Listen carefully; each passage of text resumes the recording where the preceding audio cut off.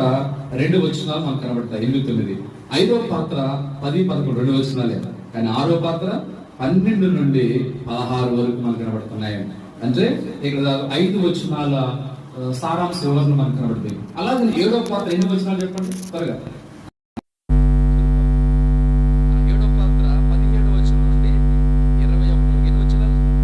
Right. అంటే ఇప్పుడు ఏ పాత్ర ఎక్కువ రాయబడిన వివరణ? 6 పాత్ర మరియు 7 పాత్ర. ఈ 2 పాత్రలు ముఖ్యంగా మనకు చూడండి. ఇక్కడ మనం గమనిస్తే ఇక 7వ పాత్ర ఎక్కడ కుమ్మరించబడిందంటే, 7వ దూత తన పాత్రను వాయుమండలం మీద, అంటే వాయుమండలం పైన మన ఆకాశం వాయుమండలం అంటే వాయు గాలి మండలం, వాయుమండల సంబంధమైన దురాత్మల కదా వాయుమండలం. ఆకాశ మండలం అందున్న దురాత్మ, వాయుమండలం ఆకాశ మండలం అందున్న దురాత్మల సమూహం. కాబట్టి ఇలాగ మనం చూస్తున్నాం. అంటే అక్కడ వాయువు ఉన్నది. ఈ వాయువు అంటే గాలి, గాలి గాలి విషయ ప్రజలు ఉన్నది. దానికి మించి మనం పైకి పోతే ఆ పరిస్థితి అక్కడ అంత గాలి ఉందని ప్రదేశం ఉంటుంది. సరే, ఇప్పుడు మనం గమనిస్తే ఈ 7వ పాత్రను వాయుమండలం మీద కుమ్మరింపగా ఏం జరిగింది చదవండి. 17వ వచనం. కుమ్మరింపగా సమాప్తమైనదని చెప్పుచున్న ఒక గొప్ప స్వరము గర్భాలయంలో ఉన్న సింహాసనం నుండి వచ్చాము. అంటే 7వ పాత్ర కుమ్మరించి, ఒక పాత్ర కుమ్మరిస్తే ఒక సంభవం జరుగుతుంది, ఏదో విషయం జరుగుతుంది. ఇప్పుడు 7వ పాత్ర కుమ్మరించడం జరిగిన విషయం ఏంటంటే, గర్భాలయంలో నుండి ఒక గొప్ప స్వరము సమాప్తమైందని వచ్చిందంట. అంటే ఎక్కడి నుంచి? గర్భాలయం. గర్భాలయం ఎక్కడ మనం చూస్తే ఇది ఎక్కడి నుంచి ప్రత్యక్ష ఎక్కడి నుంచి యోహాను గారికి వస్తుంది? పరలోకం నుంచి వస్తుంది. అంటే పరలోకంలో ఏముందంటే అక్కడ గర్భాలయం. అంటే పరలోకములో గర్భాలయం, పరలోకంలో ఆలయం ఉంది. ప్రత్యక్ష గుడారంలో కూడా మనకు కనబడుతుంది కదా, వెలుగు టావరణ, పరిశుద్ధ స్థలము, అతి పరిశుద్ధం. నెహెమ్యా గ్రంథాలు మనం చూస్తూ వచ్చిన మనం పోయి గర్భాలయంలోకి వెళ్ళిపోయి తలుపులు వేసుకున్నాం, దాక్కున్నాను. నా వంటి వాడు అక్కడ పారిపోవచ్చునా అంటే గర్భాలయంలోకి. అంటే ప్రత్యక్ష గుడారంలో గర్భాలయం ఉంది యెరూషలేములో. తర్వాత పరలోకంలో ఒక గర్భాలయం ఉంది. ఈ గర్భాలయం అనేది హైందవులు కూడా ఉంటుంది. వాళ్ళకి సీక్రెట్ గది, దేవుని గది అంటున్నారు. అదొక గది. ఆ గదిలో దేవునికి సంబంధించిన పూజ సంబంధించిన ఉంటది. అలాగే గర్భాలయం అంటే పరలోకములో ప్రత్యక్ష గుడారంలో గర్భాలయం ఉంది. పరలోకములో కూడా అక్కడ గర్భాలయంలో వచ్చి గొప్ప స్వరం, గ్రేట్ వాయిస్, గొప్ప స్వరం అది. ఇది మనం చూస్తే ఈ గొప్ప స్వరం అనేది ఎవరిది? ఎవరి స్వరం అది? ప్రభు అయిన యేసుక్రీస్తు వారు. యేసుక్రీస్తు వారి స్వరము మరి యోహాను గారు వింటున్నారు ఇక్కడ. ఈ గొప్ప స్వరము బైబిల్ మనం చూస్తే మన ప్రభు యేసుక్రీస్తు వారి స్వరం ఎలాంటి స్వరం అంటే గొప్ప స్వరము, గంభీరమైన స్వరము, విస్తార జల ప్రవాహముల వంటి ఆ జల ప్రవాహం వస్తున్నప్పుడు చూడండి, సాగర్ బాగా ప్రవహిస్తుంటే ఎంతో శబ్దం వస్తుంది, నీటి ప్రవాహం, విస్తార జల ప్రవాహం శబ్దం. ఇంకెలాంటిదంటే ఉరుము వంటి శబ్దము, భయంకరమైన శబ్దం, భయంకర స్వరం. ఎందుకంటే ఇశ్రాయేలు దేవుడు ప్రత్యక్ష ఆకాశంలో మహిమలో మేఘంలో ఉండి మాట్లాడుతూ ఇశ్రాయేలు అందరూ ఏమన్నారు? అయ్యా మేము ఆ స్వరం విని ఏమవుతాం? మేము చనిపోతాము. కాబట్టి దయచేసి నీవు విని దేవుడు ఏం చెప్తారో నీవు మాతో చెప్పు. దేవుడు మాతో మాట్లాడితే ఆ స్వరం వింటే మేము చనిపోతాం. అంటే ఆ స్వరం విన్నప్పుడు ఇశ్రాయేలుకి ఏం కలిగి చెప్పండి? భయం కలిగి. అందుకే ఆయన స్వరం భయంకరమైనది. ఆయన స్వరం చూస్తే ఏరియా చూస్తే తుఫాన్ ఆగిపోయిన తర్వాత ఒక మెల్లని స్వరము, ఒక మధురమైన స్వరము, గంభీరమైన స్వరము, లెబానోను దేవదారులు ఇచ్చే మంచి గొప్ప స్వరము. ఆయన స్వరం లాంటిది ఇంక స్వరం లేదు. అలాంటి గొప్ప స్వరము కలిగిన మన ప్రభు యేసుక్రీస్తు వారు. అయితే ఇలాంటి స్వరముతో ఒక పదం అంటున్నాడు ఇక్కడ, సమాప్తమైనదని ఒక స్వరాన్ని పడదు. ఏమైందంట? సమాప్తం. ఏంటి సమాప్తమైందంటే, మొట్టమొదటిగా మన బైబిల్లో 6 దినాలు పని చేసి కదా పనిని తండ్రికి ఏం చేశాడు? సమాప్తం చేశాడు. 7వ దినం ఆయన విశ్రాంతి తీసుకున్నాడు. అలాగే మనం మత్తయి సువార్త చివరి, లూకా సువార్త చివరి అధ్యాయంలో ఆయన పెద్ద కేక వేసి ఏమన్నాడు? సమాప్తమైంది అన్నాడు కదా.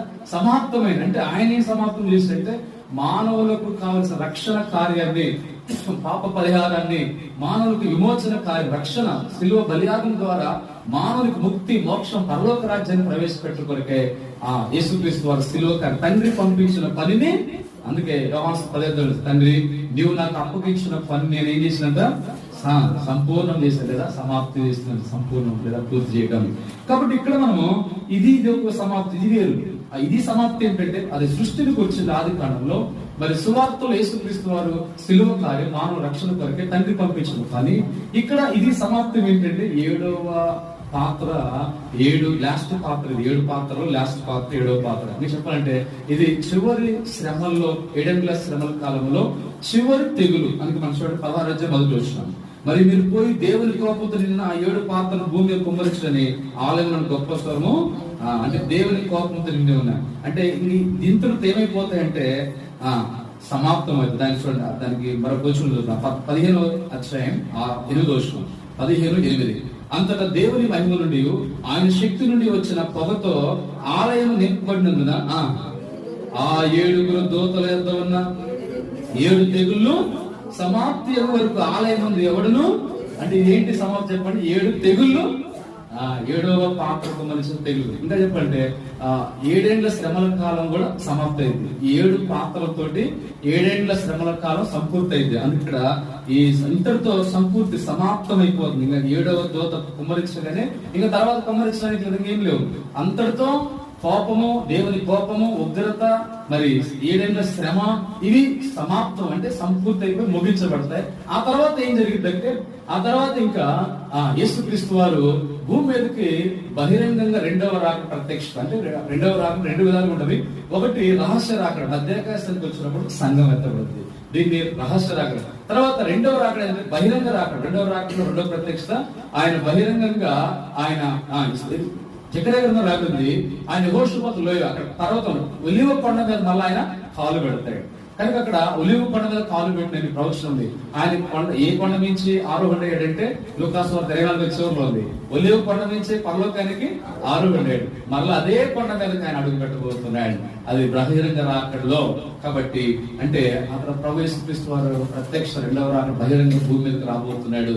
ఆ తర్వాత ఇక్కడ చూస్తే 7 ఏళ్ల శ్రమల కాలం అయిపోయిన తర్వాత ప్రభు యేసుక్రీస్తు వారు సంహరించి శిక్షించి అనేకుల్ని, ఆ తర్వాత 1000 ఏళ్ల పరిపాలన స్టార్ట్ చేయబోతాడు 7 ఏళ్ల శ్రమల తర్వాత. సరే, ఇక్కడ మనం చూస్తే ఈ 7వ పాత్ర కుమ్మరించినప్పుడు సమాప్తమైనది అంటే ఏం సమాప్తమైందో మనకు అర్థమైంది. ఆ తర్వాత చూద్దాం. ఇప్పుడు చదవండి, ఈ కుమ్మరించిన తర్వాత మరొక విషయం జరిగింది. ఏంటి ఆ విషయం? సమాప్తమైన శబ్దంతో కాకుండా ఇప్పుడు 18వ వచనం, అప్పుడంటే ఈ సమాప్తమైందని గొప్ప స్వరము చెప్పినప్పుడు లేదా పలికినప్పుడు, సింహాసనం నుండి, పరలోకముల సింహాసనం నుండి వచ్చినప్పుడు, అప్పుడు మెరుపులను, ధ్వనులను, ఉరుములను పుట్టెను. ఇక్కడ మనం చూస్తే కొంచెం మనం చూస్తే ఎప్పుడైతే సమాప్తమైన స్వరం, గొప్ప స్వరం సింహాసనం చెప్పగానే, ఇప్పుడు ప్రభుని గొప్ప స్వరం చెప్పిన తర్వాత ఇప్పుడు ఏం జరిగిందంటే మొదట కుమ్మరించినప్పుడు ఆ కుమ్మరించడం జరిగే విషయం ఏంటంటే కుమ్మరింపగా 15వ వచనం. ఇప్పుడు ఏం జరిగింది? 10వ వచనం. అప్పుడు మెరుపులు, అంటే కుమ్మరించడం మొట్టమొదటి ఏం జరిగింది? మెరుపులు. మనం చూస్తే కదా, వర్షం వచ్చినప్పుడు తుఫాన్ టైంలో కలెక్టర్ మెరుస్తూ ఉంటాయి, ఆ మెరుపులు చూస్తాం, భయంకర మెరుపులు ఉంటాయి. దానికి చాలా కరెంటు ఎక్కువ ఉంటుంది దెబ్బతీసి. దానికి మనకి ఈ సప్పలు ఈ కరెంట్ కంటే కూడా దానికైనా పట్టుకుంటే, అందుకే శాస్త్రాలు దానికైనా కరెంట్ స్టోర్ చేస్తే అనేక చాలా పనులు, అనేక కెపాసిటీ ఎంతో మెగావాట్స్ కరెంట్ సప్లై వస్తుంటారు. అంటే దీనికంటే ఇప్పుడు మనం తయారు చేసే దీనికంటే కూడా ఎక్కువ వోల్టేజ్ ఆ మెరుపుల్లో. ఆ మెరుపు మెరుస్తుంది, మెరుపు తర్వాత వెంటనే ఏమొస్తుంది చెప్పినట్టు మళ్ళీ వెంటనే ఉరుము వస్తుంది. దానికి మెరుపు మెరవగానే, తలక్కన మెరగానే ఢమఢమ అనే శబ్దంతో వస్తాం, ఉరుము శబ్దం వస్తా ఉంటాం. అది వర్షం తుఫాన్ టైంలో మనం చూస్తాం, మెరుపు మెరవగానే వెంటనే ఉరుము శబ్దం వినపడతా ఉంటుంది, ఉరుము శబ్దం వస్తుంది. ఇప్పుడు ఉరుము శబ్దం వచ్చింది కనుక మనం చూస్తున్నాం మెరుపు మొదట, తర్వాత ధ్వనులు అంటే ఉరుములు వంటి ధ్వనులు, ఉరుములు, విస్తారమైన ఉరుములు శబ్దం ఉంది. ఆ తర్వాత కలిగి 3ది అంటే పెద్ద భూకంపం. ఇది చాలా తీవ్రమైన భయంకరమైన భూకంపం కలిగింది. అది ఎలాంటి భూకంపం అంటే, ఎంత తీవ్రమైంది, ఎంత భయంకరమైన భూకంపం అంటే మీరు చూడండి, అది గత కాలంలో ఎప్పుడు రాలేదు, చరిత్రలో ఎప్పుడు రాలేదు, ఇంకా తర్వాత కూడా ఎప్పుడు రాబోదు. చూడండి ఆ భూకంపం గురించి అక్కడ 18వ వచనంలో, మనుషులు భూమి మీద పుట్టిన మొదలుపెట్టి, ఆదాము మొదలుకొని అతి మహాభూకంపము కలగలేదు. అది అంతా అంటే ఇప్పుడు మనం చూస్తాం రిక్టర్ స్కేల్ మీద 7.5, 8, 11, 10 అట్లా వస్తుంది. ఎక్కడెక్కడ మనం చూస్తాం జపాన్, వేరే కంట్రీస్ లో అప్పుడప్పుడు మనకు వర్షాలు వచ్చినట్టే వాళ్ళకి భూకంపాలు వస్తాయి. వాళ్ళు పెద్ద పెద్ద బిల్డింగ్లు కూడా బలమైన కట్టుకోరు, సామాన్యమైన కట్టుకోరు. ఎప్పుడంటే ఎక్కువగా వాళ్ళకి భూకంపాలు వస్తుంది కాబట్టి. అయితే ఇప్పుడు అంటే ఇప్పుడు వచ్చినవన్నీ కూడా చిన్న చిన్నవి, కానీ అసలైన భూకంపం 7 ఏళ్ల మహాశ్రమంలో ఈ 7వ పాత్రను కుమ్మరించినప్పుడు ఆ మహాభూకంపం అంటే తీవ్రమైంది, అంటే ఎంతకుముందు ఎప్పుడు చరిత్ర జరగల అంత భయంకరమైన భూకంపం వస్తుంది. ఇప్పుడు ఈ భూకంపం వచ్చిన ద్వారా ఇప్పుడు ఏమైందంట 19వ వచనం చూడండి. 19వ వచనం 7వ పాత్ర కుమ్మరించినప్పుడు ఇప్పుడు మహాభూకంపం వస్తుంది. ఈ భూకంపం వల్ల ఏమవుతుంది? 19వ వచనం ప్రసిద్ధమైన మహాపట్టణము 3 భాగములైన ప్రసిద్ధమైన మహాపట్నం. ఏ పట్టణం అంటే ఇది? ప్రసిద్ధమైన మహాపట్నం. బైబిల్లో మహాపట్నం పిలువబడింది 2 చెప్పుకోవచ్చు. ఒకటి యెరూషలేము కదా, యెరూషలేము మహారాజు పట్టణం అని రాబడింది. రెండవది మహాపట్నం అంటే బబులోను. బబులోను ఏమని పిలువబడుతుంది?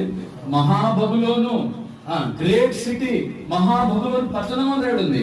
అందుకే మనం చూస్తాం ఈ మహాబబులోను పట్టణం గురించి బైబిల్లో మనకు చూద్దాం. ఇక్కడ ఈ మహాబబులోను పట్టణం చరిత్ర బైబిల్లో ముందుగా యెషయా ప్రవక్త కాలంలో మనకు చూద్దామండి. దేవుని వాక్యంలో మహాబబులోను, ఈ బబులోను గురించి చూద్దాం. దీనికి ముందుగా ఇర్మియా గ్రంథం 51వ అధ్యాయం. ఇర్మియా గ్రంథము 51వ అధ్యాయం. ఇర్మియా ప్రవక్త గారి కాలంలోనే ఇక బబులోను గురించి చరిత్ర కనబడుతా ఉంది. ఇర్మియా గ్రంథం 51వ అధ్యాయం 29వ వచనం చదవండి. 51:29. 51వ అధ్యాయం. భూమి కంపించున్నది,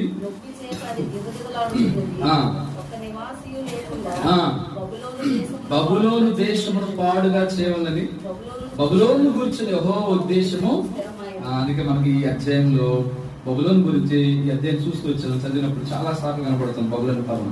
29లో కనపడుతుంది, 30లో కనపడుతుంది. ఎక్కడ కనపడుతుంది పాట బబులోను? 34వ వచనంలో కనపడుతుంది బబులోను. తర్వాత 37వ వచనంలో బబులోను కసు దెబ్బలుగా మారిపోతుంది. ఇంకా 41వ వచనంలో కనపడుతుంది విస్ఫలమ జనములకు పట్టణం పట్టబడిన. ఆ తర్వాత 44వ పట్టణం బబులోను శిక్షించున్నాను. ఆ తర్వాత చాలా విషయాలు. సరే, ఓకే. అంటే మనకు అధ్యాయంలో బబులోను పట్టణం గురించి మనకు ఉంది. దాన్ని మనం వివరించుకుని మెయిన్ నుంచి చూస్తే దానియేలు గ్రంథంలో కూడా చూద్దాం. చూడండి, ఈ విషయం గురించి మనం చూస్తే పరిశుద్ధ గ్రంథంలో దానియేలు గ్రంథం గురించి కూడా ఆ పదం మనకు కనబడుతూ ఉంటది. చూద్దామా? 2వ అధ్యాయం చదవండి. అప్పుడు రాజు బహుగా హెచ్చించి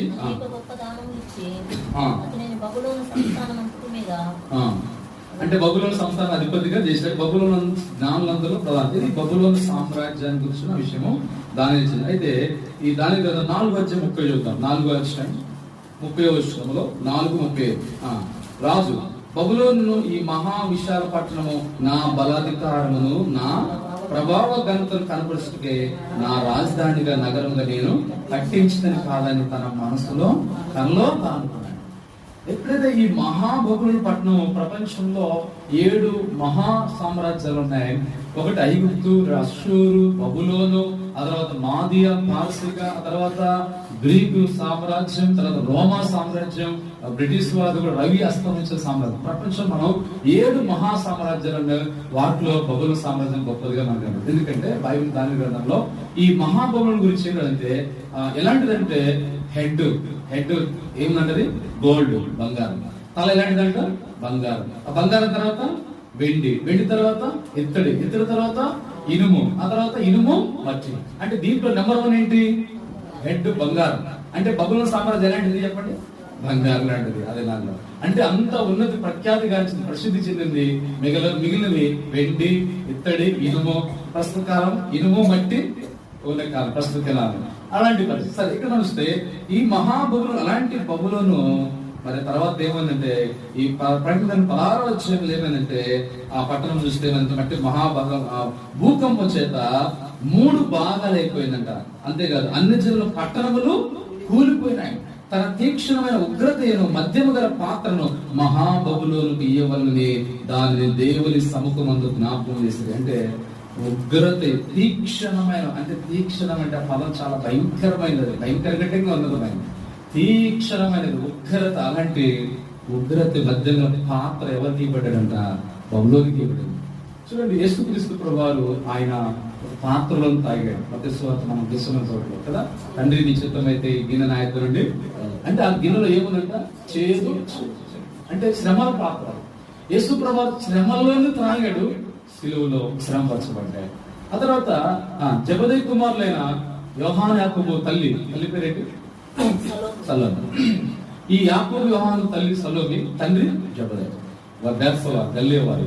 ఇప్పుడు తల్లి సలోమి వచ్చి యేసు ప్రభు దగ్గరికి వచ్చాడు, అయ్యా పరలోక రాజ్యంలో నా ఇద్దరు కుమారుల్ని ఒకరిని కుడి వైపున ఒకరిని ఎడవైపున కూర్చోబెట్టుకోయండి. అయితే కూర్చోబెట్టుకో అంటే నేను తాగింది తాగలరా అంటారు కదా. అంటే ఏమంటారు అప్పుడు? తర్వాత తాగుతా ఉన్నారు కదండి, తాగుతారు. ఓకే, అయితే యేసు ప్రభు తర్వాత అమ్ముతాడు. అయితే అది నా స్వాధీనం లేదు, ఎవరుంటా తండ్రి యొక్క. అంటే మనము శ్రమలో పాత్రలో తాగినప్పుడు అలాంటి మహిమలోనికి అది ఆ పాత్రలు వేరు. ఇక్కడ మనకు బహుళకి ఈ పాత్ర వేరు. ఇక్కడ ఏంటంటే తీక్షణమైన ఉగ్రత, అంటే దేవుని ఉగ్రత పాత్ర. కొంతమంది తాగుతూ ఉంటుంది సార్, వాళ్ళు పాత్రలో పోసుకుని తాగుతారు. ఇప్పుడు దాని 5వ అధ్యాయంలో ఒక రాజు దేవాలయంలో పాత్రలో పోసుకుని తాగుతాడు. ఏం పోసుకుని తాగుతాడు ఆయన? ద్రాక్షారసం పోసుకుని తాగుతాడు. ఏ పాత్రలు? యెరూషలేములో దేవాలయం. మనకు అర్థం కావాలంటే మన ప్రభు బల పాత్ర లాంటివి దేవునికి ప్రతిష్ఠించబడినాయి. అలాంటి పాత్రలు పళ్ళకే వాడతాం, కానీ కనీసం మంచిది కూడా మనం వాడకూడదు. అలాంటిది ద్రాక్షారస మత్తు మనకు అర్థం కావాలంటే విస్కీ, బ్రాండీ, అసహ్యమైన తాకూడని వాటిని దేవుని పరిశుద్ధమైన పాత్రలో పోసి తాను తన అధిపతులు, రాణి, ఉపతులు అందరూ తాగుతుంటే భయంకరమైన దేవుని కోపం వచ్చి ఒక అరచేయి మెనెటెకేలు పదాన్ని రాసుకోవచ్చు. ఆయన ఆ పాత్ర అవి తాగుతున్నాడు, మద్యం తాగుతున్నాడు. దినాల్లో పాత్రలో కొంతమంది మద్యం తాగుతూ ఉన్నారు. దేవుని యేసు ప్రభు అయితే శ్రమల పాత్ర త్రాగినాడు. ఇక్కడ బబులోనికి ఏం తాపిస్తుందంటే తీక్షణమైన దేవుని ఉగ్రతను తాపిస్తున్నాడు. ఎందుకు ఉగ్రత తాపిస్తుంటే దానికి ఎందుకు తెలుసా? నా పోలీసు ఎందుకు తాగిస్తుంటే దానికి రీజన్, కారణం ఏంటంటే అక్కడ పై వచనం కనపడుతుంది, అయినను దేవుని దూషించిన కానీ వారు మారు మనసు పొందలేదు. అంటే మారు మనసు చిరకాలం. ఎందుకు దేవుడు అలాంటి భయంకరమైన నిత్యమైన శిక్షను తీర్పిస్తున్నాడంటే శాశ్వతకాలం లేదా నిత్యమైన శాశ్వత కాలం శిక్షను ఎందుకు ఇస్తున్నాడు దేవుడు అంటే వారు శాశ్వత కాలం, నిత్య కాలం మారు మనసు పొందకుండా ఉన్నారు. ప్రియమైన ప్రాంత వాస్తులారా, ఈ శబ్దాంతర ద్వారా వింటున్న ప్రియ గ్రామవాస్తులారా, ఇక్కడ ఎందుకు నిత్యమైన శాశ్వతమైన శిక్షను దేవుడు ఆ పట్టణానికి ప్రజలకు ఇస్తున్నాడంటే అక్కడ వాళ్ళు నిత్యము మారు మనసు పొందకుండా ఉన్నారు. శాశ్వత కాలము చచ్చిపోయేంత వరకు వాళ్ళు మారు మనసు పొందలేదు. ఈ లోకంలో మనకు ఎంతో మంది కనబడుతుంటారు, మన ప్రాంతంలో ఎంతో మంది కనబడుతుంటారు. మారు మనసు పొందడానికి ఇష్టపడరు, దేవుని ఎందుకు రావడానికి ఇష్టపడరు, రక్షణ పొందడానికి ఇష్టపడరు. అందుకే దేవుడు కూడా ఏం చేస్తారు తెలుసా? వారు నిత్యము మారు మనసు పొందకుండా జీవించినందుకు వారికి ఎటర్నల్ ఫైర్, ఎటర్నల్ పనిష్మెంట్ దేవుడు ఇవ్వబోతున్నాడు. నిత్యమైన శిక్షణకు వెళ్ళిపోబోతున్నారు. 5 దినాలు దేవుడు ప్రేమ చూపుతున్నాడు. ఇప్పుడైనా మారు మనసు పొందుతాము. ప్రకటనలో ఉంది, అందుకే నేను మారు మనసు పొందుటకు దానికి నేను సమయం ఇచ్చితేనే. ఇంకా మారు మనసు పొందకపోతే ప్రియమైన వారు, దేవుడు ప్రేమించి సమయం ఇస్తున్నాడు, దేవుడు తన కృపను చూపుతున్నాడు, దేవుడు తన వాక్యాన్ని ఇస్తున్నాడు, తన సువార్తను ఇస్తున్నాడు. ఈ రీతిగా దేవుడు తన ప్రేమ చేత మారు మనసు పొందే సమయం ఇస్తున్నాడు. ఒకవేళ నువ్వు మారు మనసు పొందకపోతే ఈ మహాబలులను పట్టిన గతే ఈ భూమి మీద మనుషులు పడుతుందని వాక్యం హెచ్చరిస్తా ఉంది. నిత్యమైన శిక్ష. నిత్యం ఎంతకాలం మారు మనసు పొందకుండా ఉంటావు? ఎంతకాలం మార్పు చెందవా? మానవ అంటే ఏమన్నాడు తెలుసా? మానవ అంటే నేను మానవ అన్నాడు. అంటే చూడండి, మానవులు మారట్లేదండి, మారు మనసు పొందట్లేదు, మానుకోవటం లేదు, దేవుని ఎందుకు వచ్చి మేలు పొందలేకపోతున్నారు. సరిగ్గా మనం చూస్తే ఇక్కడ ఈ 7వ పాత్ర కుమ్మరించినప్పుడు ప్రకటన గ్రంథంలో 8వ అధ్యాయం చూడండి. ప్రకటన గ్రంథం 8వ అధ్యాయం ఇది ఒక దానికి సూచనగా దానికి ముందు జరిగిన దానికి సందర్భించిన దానికి దగ్గరగా కనబడుతుంది మనకి. ప్రకటన గ్రంథం 7వ పాత్ర కుమ్మరించిన దానికి ముందుగా ప్రకటన గ్రంథం 8వ అధ్యాయం 5వ వచనం చదవండి. 8వ అధ్యాయం 5వ వచనం. తీసుకొని బలిపీఠంపై ఉన్న నిప్పులతో దాన్ని నింపి భూమి మీద పడవేయగా ఉరుములు ధ్వనులు మెరుపులు భూకంపము కలిగింది. ఇప్పుడు చూడండి, ఇది ఎప్పుడు 8వ అధ్యాయం మొదటి వస్తుంది. 7వ ముద్రను అంటే ఇక్కడ 7వ ముద్ర 7 సీల్, ఇది 7వది. 7వ ముద్ర ఇప్పినప్పుడు జరిగిన సందర్భము ఇప్పుడు దగ్గరగా దేని సమీపంలో చూసి ఉన్నాయి. 7వ పాత్ర కుమ్మరించడం అదే జరిగింది. ఏంటంటే ఫస్ట్ మెరుపులు, తర్వాత ఉరుములు, తర్వాత మహా భూకంపం. అలాగే నమస్తే చూడండి, పరిశుద్ధ గ్రంథంలో ప్రకటన 11వ అధ్యాయం 19 వస్తుంది. ప్రకటన గ్రంథం 11వ అధ్యాయం 11 మరియు పరలోకము దేవుని ఆలయం తెరబడు, దేవుని నిబంధన మనసు ఆయన ఆలయం ఉంటాడు. అప్పుడు మెరుపులను, ధ్వనులను, ఉరుములను, భూకంపమును ఎగస్ట్రా ఉంది. ఏంటి ఎగస్ట్రా? వడగండ్ల ఎగస్ట్రా ఉంది. చూసారా? అంటే ఇది ఎప్పుడు? ఇది 7వ దూత బోర ఊదినప్పుడు. అక్కడ మనం 7వ ముద్ర, తర్వాత ఇక్కడ 7వ బోర, 16వ అధ్యాయంలో 7వ పాత్ర. ఈ 3 సందర్భాల్లోకి దగ్గర సంబంధం కలదు. కానీ ఈ రెండింటిని మించింది భయంకరమైనది ఏంటంటే 7వ పాత్ర. చూడండి, ఇక్కడ మనం ఈ 7వ పాత్ర అంతే భయంకరం మనం చూస్తాం. అందుకే ప్రకటన 11వ అధ్యాయం 11:8 ప్రకటన 11వ అధ్యాయం. ఇప్పుడు మహాబబులోను గురించి ఇక్కడ ప్రకటన రాయడం, బబులోను గురించి మనం చూద్దాం. 11:8 వారి సేవలు ఆ మహాపట్నం సంత వీధులు పడినను ఉపమాన రీతిగా సొదొమ అనియు ఐగుప్తనియు అచ్చట వారి ప్రభువు కూడా. కాబట్టి యెరూషలేము ఒకటి మహాపట్నంగా పిలువబడుతుంది. తర్వాత బబులోను కూడా మహాపట్నముగా పిలువబడుతుంది. చూద్దాం ఇక్కడ 14వ అధ్యాయము 8వ వచనం. 14వ అధ్యాయం 8వ వచనం. ప్రకటన మోహోద్రేకంతో కూడిన తన విచార మధ్యమును సమస్త జనులకు త్రాగించిన. ఇప్పుడు ఏం త్రాగించారు ఇక్కడ? మహోద్రేకంతో కూడిన విచార మద్యం. ఇది నాలో చూడండి, మద్యము ఉంది, వ్యభిచారం అని కదా. వ్యభిచారం కూడా ఒక మత్తు లాంటిది అయిపోయింది. అందుకే వ్యభిచారం అంత మత్తులో పడిపోతున్నారు. త్రాగుడు ఒక మత్తు, వ్యభిచారం ఒక మత్తు. కాబట్టి గంజాయి మత్తు, అలాగే మన మత్తు పానీయాలు ఉన్నాయి. ఈ లోకంలో నిద్ర కూడా ఒకటి ఏంటంటే గాఢ నిద్ర మత్తు కదా. గాఢ అది తప్పు, పాపం కాదు, కానీ నిద్ర వల్ల మత్తు వస్తుంది. ఇలాగ మనం తాగకూడదని తాగినప్పుడు అవి మత్తు వస్తాయి, వీటి వల్ల మత్తు వస్తుంది. ఇది తాగుతున్నారు. ఈ మహాబబులోను పట్టణానికి ఈ దినాల్లో ప్రస్తుతం ప్రపంచంలో డ్రగ్స్, మత్తు పానీయాలు, తర్వాత వ్యభిచారము, ఇవన్నీ కూడా భయంకరంగా విస్తరిస్తా ఉంది ప్రపంచంలో.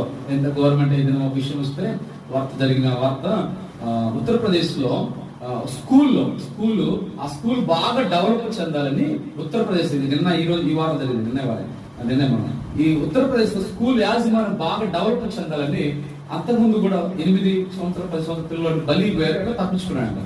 2 సంవత్సరాల పిల్లవాడిని కట్టేసి నోట్లో గుడ్లు కుక్కేసి భయంకర హింసలు, అనేకమైన భయంకరమైన ఏదో శుద్ర పూజలు చేసి ఆ పిల్లోడిని చంపేశారు. తల్లిదండ్రులకు ఏమొచ్చారంటే వర్తమానము, ఏదో పిల్లోడు పడిపోయాడు, సోదరు ఏదో బాగలేదు, హాస్పిటల్ చెప్పారంట.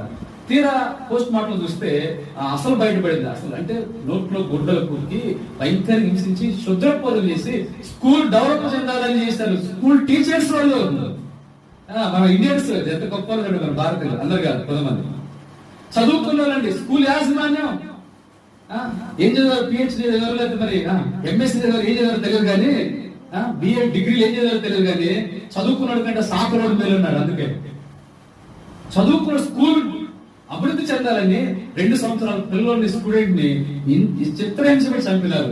ప్రస్తుతం ఏం చేశారంటే ఆ ప్రభుత్వం వాళ్ళు తీసుకుని జైలు వేసి స్కూల్ మూసేశారు. ఇప్పుడు ఎంత డెవలప్ అవుతుందా స్కూల్? ఇప్పుడు డెవలప్ అవుతున్న స్కూల్ క్లోజ్ చేసి పడేశారు. నిజంగా ఎంత 100 సంవత్సరాల క్రితం జరిగేవి ఇలాంటి నరబలు ఇచ్చేవాళ్ళు ఇప్పుడు కూడా జరుగుతుందంటే మన ఇండియా 100 సంవత్సరాలు ఎనికిపోయిందని అర్థం అంటున్నాడు. వాస్తవమే కదా. భారతదేశం ఎంత 100 ఎనికిపోతుంది. అందుకే డెవలప్డ్ కంట్రీ కాదు, డెవలపింగ్ కంట్రీ అంటే. ఏం కంట్రీ? డెవలపింగ్ అంటే అభివృద్ధి చెందుతుంది. అభివృద్ధి చెందే అనుభవం లేదు. అనేకమైన అభివృద్ధి చెందాయి. ఇలాంటి భయంకరమైన హత్యలు, శుద్ర పూజలు లేదా మూఢ ఆచారాలు ఇస్తుంటే భారతదేశం ఎనికిపోతుంది, కానీ ముందుకు పోలేకపోతాం. చూడండి, మనం గమనిస్తున్నప్పుడు ఇక్కడ ఇలాంటి చాలా సంగతులు ఉన్నాయి. కానీ మనం చూస్తే ముందుకు వెళ్దాం. చూడండి, ఇక్కడ భూకంపం కలిగింది, మహాబబులోను జరిగే సంఘటన మనం చూస్తున్నాం. ఎంత ఘోరమైన చూస్తే ఇక్కడ మనం చూడండి, ప్రకటన గ్రంథము 16వ అధ్యాయం 9 ప్రకటన. ఇక్కడ మనం మహాబబులోను గురించి, ఈ పక్కన మహాబబులోను ప్రకటన మధ్యలో వ్యభిచార మద్యము సమస్త జన్మలకు త్రాగించి మహాబబులోను కూలిపోయిను. చూడండి, తర్వాత 16వ అధ్యాయం 19వ వచనం 16-19. చూడండి, ఇక్కడ మనం చూస్తున్నాం. కనుక ఈ పట్టణం 3 భాగాలు అయిపోయింది. అన్ని జన్మ పట్టణంలో ఏమైపోయిందంట? అయితే ఇక్కడ విశేషం ఏంటంటే ఇశ్రాయేలు ప్రజలకు కొంత మినహాయింపు ఇవ్వబడతా ఉంది. అందుకే మనం చూస్తాం, మధ్యంగల పాత్ర మహాబబులోనికి ఇవ్వాలని దాన్ని దేవుని సముఖం జ్ఞాపకం చేస్తుంది. ప్రతి దీపము ప్రతి దీపం ఏమైందంట పారిపోయిను, పర్వతములు కనబడకుండా పోయినాయి. ఇప్పుడు మనం చూస్తే ఇప్పుడు ఈ పాత్ర 7వ పాత్ర కుమ్మరించడం జరిగిన విషయం ఏంటంటే అది మహాభూకంపము, మహాబబులోను కూలిపోయే పరిస్థితి, తీక్ష్ణ ఉగ్రత మధ్య పాత్ర దానికి ఇవ్వబడుతున్నాడు, తాగించబడి అలాంటి భయంకర శ్రమలోకి వెళ్ళిపోతుంది మహాబబులను. అదే ద్వీపము పారిపోతున్నాయి. ద్వీపం అంటే 4 వైపులు నీరుండి మధ్య భాగాన్ని ద్వీపం ఉంటుంది కదా. అదే చూసి మనం పర్వతాలు, మనకు తెలుసు మౌంటైన్స్, పర్వతాలు, కొండలు ఉన్నాయి, పెద్ద పెద్ద పర్వతాలు ఉన్నాయి, ఎవరెస్ట్ శిఖరాలు అని పర్వతాలు, మన భూమి మీద ఎన్నో పర్వతాలు ఉన్నాయి. ఈ పర్వతాలు కనబడకుండా పోతున్నాయంట. అంటే చూడండి, పర్వతాలే వాటి దారి తప్పిపోతున్నాయంట కదండి. లోకంలో సామెత అంటారు ఏమంటే, గాలి కంటే గడ్డపార్లు ఏమవుతున్నాయంట, గడ్డపారలే కొట్టుకొని పోతే ఒగిడాకు సంగతి ఏంటన్నారంట. అంటే గడ్డపార అనేది బరువైంది అయినా ఇనుము, ఆ ఇనుమే గడ్డపారలే కొట్టుకొని పోతుంటే ఒగిడాకులు దాని పరిస్థితి ఏంటి కదండి. అట్లనే మనం చూస్తే పర్వతాలే పారిపోతుంటే ఇంకా మిగిలిన ప్రజల పరిస్థితి, మిగిలిన ఇల్లు ఏంటి, అన్నిటికంటే గట్టిది ఏంటి, బలమైనది ఏంటి, పర్వతం. అవునా? అందుకే 120 ఉంది, వారు సియోను కొండ వలె కదలక నిత్యము, ఇక్కడ కొండలు చదువుతుంటే కదలదు. అలాంటి కొండలే తప్పిపోతున్నాయి, దారి తప్పిపోతున్నాయి, వాటి స్థానాలు తప్పుతాయంట. అంటే మన చూడండి, నల్లపాడు ఉండే కొండలు ఎక్కడ ఉండే, మంగళగిరి ఉండే కొండలు ఎక్కడికో పోతాయి, ఎవరెస్ట్ కోసం ఎక్కడికి పోతాయి, పర్వతాలు ఉన్నాయి, కొండలు వాటి స్థానం తప్పడం అర్థం ఏంటంటే ఇక్కడ మంగళగిరి ఉండే కొండ ఇంకొక ఊర్లో ఉంటుంది, అది స్థానం తప్పడం అంటే. కానీ వాటి స్థానాలు తప్పిపోతాయి, వాటి స్థానాల్లో ఉండవు. ఇప్పుడైతే ప్రజెంట్ వాటి స్థానాలు ఉన్నాయి, ఆ దినమున వాటి ఒక స్థానంలో ఎక్కడెక్కడికో స్థానాలు మారిపోతాయి, ప్లేస్ చేంజ్ అయిపోతా ఉంటాయి. చూడండి ఇక్కడ తర్వాత చూస్తాం, చూడండి పర్వతములు కనబడక పుట్టినట్టు 4 వేసి అదృశ్యమైన, అంటే పర్వతాలే కనబడక మరుగైపోతాయి, అదృశ్యమైపోతారు. ఎంత భయంకరమైన మీరు ఆలోచన, ఆ దినాలు వచ్చే భూకంపము. చూడండి తర్వాత 5 మనుగుల బరువు గల పెద్ద వడగండ్లు ఆకాశం నుండి మనుషుల మీద. ఈ మనుగు అంటే సుమారు 10 కేజీల బరువు ఉంటాయి సుమారుగా. అంటే సుమారు మనుగు అంటే 10 కేజీల బరువు సుమారు. ఎన్ని మనుగులు అంటే ఎంత అనేది 5 మనుగులు, అంటే 5 × 10 50. అంటే సుమారుగా 50 కేజీల మనుగులు, 50 కేజీల బరువు లాంటి పైనుంచి వడగండ్లు పడితే మనిషి చనిపోతాడు. అంతెందుకు ఇటీవల వర్షాకాలంలో చిన్న చిన్న వడగండ్లు పడితే, లేదా కొన్ని లావు వడగండ్లు పడి దెబ్బలు తగలటం, చనిపోవడం కూడా జరుగుతూ ఉంటాయి. ఐగుప్తులు కూడా ఉంది కదా, ఐగుప్తులు కూడా మనం చూస్తున్నాం వడగండ్లు పడినప్పుడు, అంటే వడగళ్ళ దెబ్బ కూడా చనిపోయే పరిస్థితులు ఉంటాయి. కానీ ఇక్కడ మనిషి ఇంకా భయంకరమైన ఘోరమైనది, 50 కేజీలు ఆకాశంలో పడితే ఏ మనిషి బతుకుతాడు, ఇల్లు కూడా ఉండవు. కాబట్టి అలాంటి భయంకరమైన పరిస్థితి త్వరలో 7 శ్రమల కాలం, శ్రమ ఇది ముగింపులో జరగబోయేది. అందుకే దీన్ని సమాప్తమైంది, దీంతో సమాప్తమైంది. అదే చూస్తున్నాం, ఆ వడగళ్ళ దెబ్బ మిక్కిలి గొప్పదైన మనుషులు ఆ దెబ్బను బట్టి ఏం చేసినట్టు దేవుణ్ణి దూషించుడు కానీ మాత్రం వాళ్ళు ఏమన్నా చెప్పండి, మారుమనసు పొందలేదు. కాబట్టి దినాల్లో దేవుడు మారుమనసు పొందడానికి ప్రభు సమయం ఇస్తున్నాడు. ప్రియమైన వాళ్ళరా, దేవుడు కృప చూపుతున్నాడు, ప్రేమతో దేవుని దాసులు ఇచ్చినాడు, దేవుని వాక్యాన్ని ఇచ్చినాడు, దేవుని సన్నిధి ఇచ్చినాడు, దేవుడు తన అనేక బిడ్డలను, ప్రవక్తలను, దేవుని దాసులను, పరిశుద్ధులు ఇచ్చినాడు. ఈ రీతిగా దేవుడు కృపతో దేవొక్కరు నశించడానికి ఇష్టమా లేదు, అంతటా